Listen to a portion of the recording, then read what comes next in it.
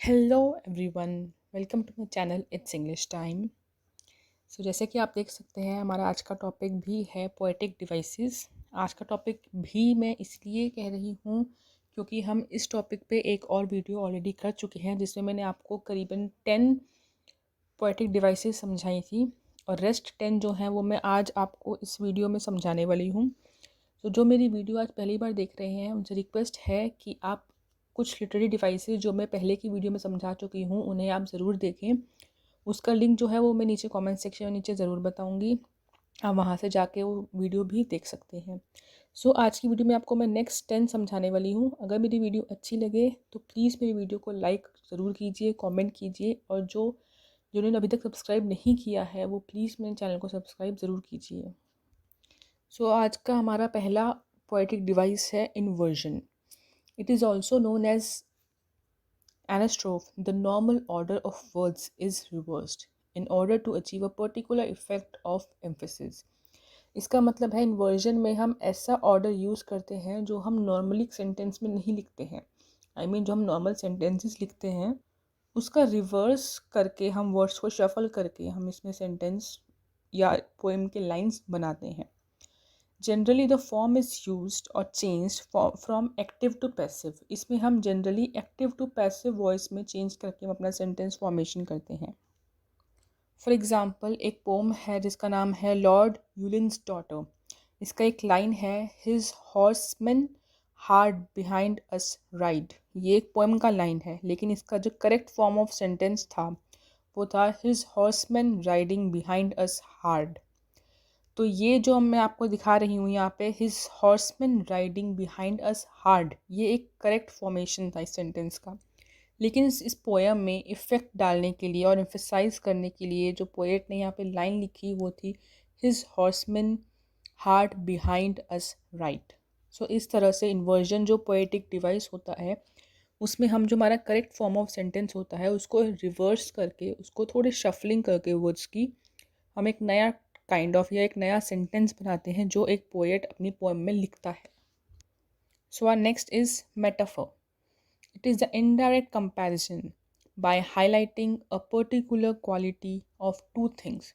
इसमें हम कंपैरिजन करते हैं। इनडायरेक्ट कंपैरिजन होता है उन दो चीज़ों का जिनको प्रॉपरली पर्टिकुलरली हाईलाइट की जाती है उनकी क्वालिटीज़। उनसे जब हम उन दो चीज़ों का कंपैरिजन करते हैं वहाँ पे हम यूज़ करते हैं metaphor. Let me give you example. It's a poem, The Frog and the Nightingale. उसका एक लाइन है, You are Mozart in disguise. Here the Nightingale compares frog's singing ability with that of great musician Mozart. Mozart एक musician है जिसकी ability से, जिसकी जो उसकी खूबियाँ हैं, उसकी क्वालिटीज़ हैं, उसको कंपेयर किया जा रहा है साथ में फ्रॉग की सिंगिंग के साथ। जो फ्रॉग की सिंगिंग एबिलिटी है उसके साथ जो कंपेयर किया जा रहा है, तब वो एक ये लाइन जो है आपका पोएट अपनी पोम में लिखता है। यहाँ पे जब दो चीज़ों की क्वालिटीज़ को हाईलाइट करके उनको कंपेयर किया जाता है वहाँ पे हम metaphor kind of poetic device use करते हैं। Our next poetic device is onomatopoeia. It is the usage of sound words to create a dramatic effect. जब किसी सेंटेंस में आपको ऐसे वर्ड्स लगे जो एक ड्रामेटिक इफ़ेक्ट डालने के लिए आपके पोएम में यूज़ किए जा रहे हैं, वहाँ पे आप ये वाला पोएटिक डिवाइस लिख सकते हैं, onomatopoeia. And one thing please make sure कि इसमें जो आप वर्ड्स यूज़ कर रहे हैं वो साउंड्स होनी चाहिए चीज़ों की, ताकि उस पोम में एक ड्रामेटिक इफ़ेक्ट आए। Let me show you example of this. There is a poem that is the frog and the nightingale. Once upon a time, a frog croaked away in Bingle Bog. Here the poet used the word croaked, which is a sound made by a frog. जो croaked एक sound है वो frog की sound होती है, तो poet ने यहाँ पे उसकी sound को यूज़ करके एक dramatic effect डाला है अपनी lines में। इसी तरह से अगर आपको किसी lines में ऐसा लगे कि कोई sound वाले words यूज़ किए जा रहे हैं तो वहाँ पे आप onomatopoeia poetic device लिख सकते हैं। Our next one is oxymoron. It is when apparently contradictory terms appear in conjunction. Here the words are not opposite to each other like it is in the antithesis, but their meaning is opposite. यहाँ पे ऐसे words use किए जाते हैं जो actual में एक दूसरे के ऑपोजिट नहीं होते हैं, लेकिन उनका जो मीनिंग होता है वो एक दूसरे के ऑपोजिट होता है। मीन्स जो वर्ड्स ऑपोजिट नहीं होते लेकिन उनका मीनिंग होता है। So let me give you example. This is a poem Romeo and Juliet. So उसमें एक लाइन है, why then O brawling love O brawling hate. Here the word brawling and love are used together. यहाँ पे दोनों को साथ में use किया जा रहा है। Meaning of brawl is to fight and love is to have affection for other person. So यहाँ पे जो दो words हैं brawling and love, वो दोनों यूज़ किए जा रहे हैं एक साथ। लेकिन brawling means brawl का meaning होता है fight and love का meaning होता है to be affected with another person. सो यहाँ पे जो आपका ऑक्सीमोरॉन पोएटिक डिवाइस होता है उसमें दो वर्ड्स एक साथ यूज़ किए जाते हैं, बट वो दोनों वर्ड्स आपस में ऑपोजिट नहीं होते हैं, लेकिन उनका जो मीनिंग होता है वो एक दूसरे का ऑपोजिट होता है। So now comes our next poetic device which is personification. It means to give human quality to an object और अ नॉन लिविंग थिंग। इसमें हम किसी ऑब्जेक्ट को या किसी नॉन लिविंग थिंग को हम एक ह्यूमन क्वालिटी देते हैं, तभी उसका नाम होता है personification. Means it is related to a person. For example is a poem mirror. उसकी कुछ लाइन्स हैं, I am silver and exact, I have no preconceptions, whatever I see I swallow immediately. So here the poet has personified a mirror because the mirror is describing itself. यहाँ पे जो mirror है वो अपने आप को describe कर रहा है as a quality of human, कि वो एक सिल्वर और एग्जैक्ट है। वो कोई प्री कंसेप्शंस नहीं देता है, जो वो दिखाता है वही वो अपने आप में स्वॉलो कर लेता है, वो किसी और को नहीं बताता वो चीज़ें। So from that kind of view और from that quality the poet is describing the mirror as a human quality. तो यहाँ पे इसीलिए क्योंकि पोएट ने उसको एक as a human quality describe किया है, क्योंकि मिरर यहाँ पे अपने आप को डिस्क्राइब कर रहा है।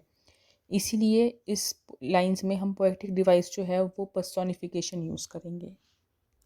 सो here comes the next one, that is refrain. A verse, a line, a set और a group of lines that repeats at regular intervals in different stanzas. इसमें कोई लाइन, एक कोई सेट होगा या ग्रुप ऑफ लाइन्स होंगी जो repeat करेंगी after a regular interval. Mean suppose कि कोई दो लाइन्स हैं, वो हर 4 लाइन के बाद रिपीट हो रही है अलग अलग स्टैंजाज में, तो वहाँ पे हम पोएटिक डिवाइस जो है वो यूज़ करते हैं refrain. For example is a poem the duck and the kangaroo. उसमें एक लाइन है, said the duck to the kangaroo. In this poem, the sentence "said the duck to the kangaroo" was repeated at regular intervals. It is different from repetition because here the repetition is being done at regular intervals. इसमें क्या है, एक pome में, इस poem में एक line है, said the duck to the kangaroo. ये लाइन जो है पोएट ने वो रेगुलर इंटरवल्स में बार बार यूज़ की है। सो इसीलिए यहाँ पे रिपीटिशन नहीं होगा, क्योंकि ये लाइन जो है वो रेगुलर इंटरवल्स पे यूज़ की गई है। रेगुलर इंटरवल्स से मेरा मतलब है कि सपोज उन्होंने एक सेट कर दिया है कि ये लाइन हर 2 या 3 लाइन्स के बाद रिपीट की जाएगी। सपोज हर 2 लाइन्स के बाद ये लाइन आएगी, फिर 2 लाइन्स आएंगी दूसरी, फिर ये लाइन आएगी। तो वहाँ पे हम रिफ्रेन पोएटिक डिवाइस यूज़ करते हैं जब कोई 1 या 2 लाइन्स या ग्रुप ऑफ लाइन्स हर रेगुलर इंटरवल के बाद बार बार वो लाइन रिपीट की जाए। So now comes the next poetic device, that is rhyme. The usage of words in a way to create musical effect. It can be internal rhyme और end rhyme. Rhyme में क्या होता है, कुछ usage की जाती है वर्ड्स की, ऐसे वर्ड्स यूज़ किए जाते हैं जो एक पोएम में या आपके पोम में क्रिएट करे म्यूज़िकल इफ़ेक्ट्स जो होते हैं, म्यूज़िक के जो काइंड ऑफ इफ़ेक्ट्स होते हैं, वो जब आपके किसी पोम में यूज़ किए जाएँ तो वहाँ पे एक राइम पोएटिक डिवाइस यूज़ की जाती है। वो या तो इंटरनल राइम में हो सकता है या एंड राइम में हो सकता है, वो मैं आपको बताती हूँ कैसे। फॉर एग्जाम्पल एक पोम है the rime of the ancient mariner. उसमें कुछ लाइन्स हैं, the guests are met, the feast is set, may'st hear here the merry din. here the rhyming words are met and set। जैसे आप poem में देखते हो कि दो वर्ड्स ऐसे होते हैं जो एक दूसरे से राइम कर रहे होते हैं, जैसे यहाँ पे met and set जो है फर्स्ट लाइन में वो राइम कर रहे हैं।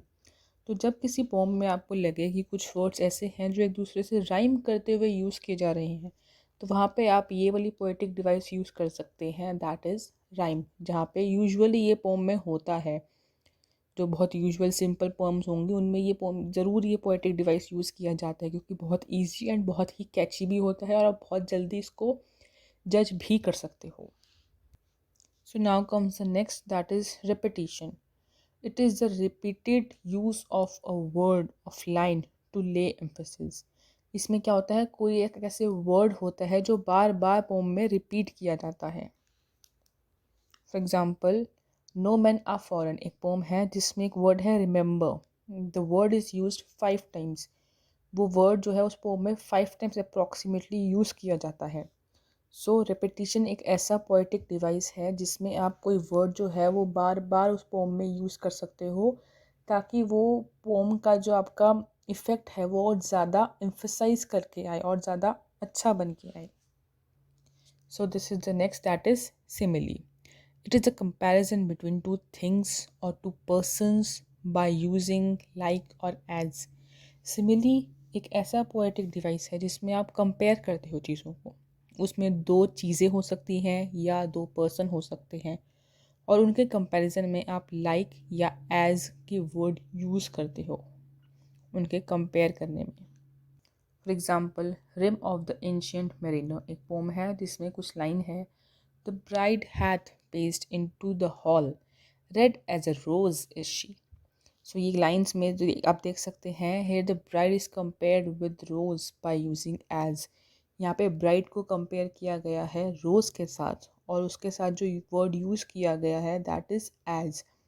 सो किसी लाइन्स में अगर आपको ऐसा लगे कि दो चीज़ों को या दो पर्सन्स को आपस में कंपेयर किया जा रहा है और उनके साथ लाइक या एज वाला वर्ड यूज़ किया जाए, तो वहाँ पे आपका पोएटिक डिवाइस आएगा simile. So our next poetic device is synecdoche. It is a word or phrase in which a part of something is used to refer to the whole of it।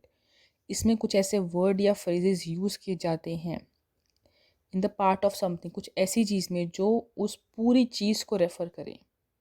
कुछ ऐसे word जो पूरी की पूरी चीज़ को refer करे, वो वाले वर्ड जब यूज़ किए जाते हैं एक पोम में, वहाँ पे ये पोएटिक डिवाइस आता है सिनेक्टिकी। सो एक पोम है ओजिमांड्रिस, उसमें कुछ लाइंस हैं, the hand that mocked them and the heart that fed। Here the word hand is used to refer the sculptor who made the statue of Ozymandias।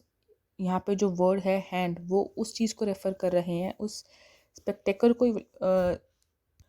उस स्कल्प्टर को refer कर रहे हैं जिसने वो पूरा का पूरा स्टैचू बनाया है। And the heart is use to refer to the king, और जो हार्ट वर्ड यूज़ किया गया है वो उस किंग के लिए यूज़ किया गया है, who gave the right expression for the statue, जिसने उस स्टैचू के लिए एक राइट एक्सप्रेशन दिए थे। सो इसीलिए जब कोई वर्ड्स पूरी की पूरी चीज़ को एक्सप्लेन करने के लिए कोई वर्ड या कोई फ्रेज़ यूज़ किया जाए, वहाँ पे आपका ये वाला पोएटिक डिवाइस आता है सिनेक्टिकी। आई होप कि आपको पोएटिक डिवाइस का पूरा टॉपिक जो है वो क्लियरली समझ में आ गया होगा। मैंने आज आपको 10 पोएटिक डिवाइस करवाए हैं, और 10 तो जो थे वो मैं आपको पहले की वीडियो में समझा चुकी हूँ। सो अब मैं आपको कुछ पोएटिक डिवाइसेस के नाम बताने वाली हूँ जिन्हें आप मार्क कर सकते हो, जो यूजुअली आपके सिलेबस में आते ही हैं। इसमें तो मैंने आपको बहुत सारे बताए हैं, बट ये ज़रूरी नहीं है कि सारे के सारे ही आएँ। कुछ ऐसे इंपॉर्टेंट होते हैं जो यूजुअली आते ही हैं। सो आई प्लीज़ रिक्वेस्ट कि आप वो वाले जो है वो नोट डाउन कर सकते हैं या मार्क कर सकते हैं।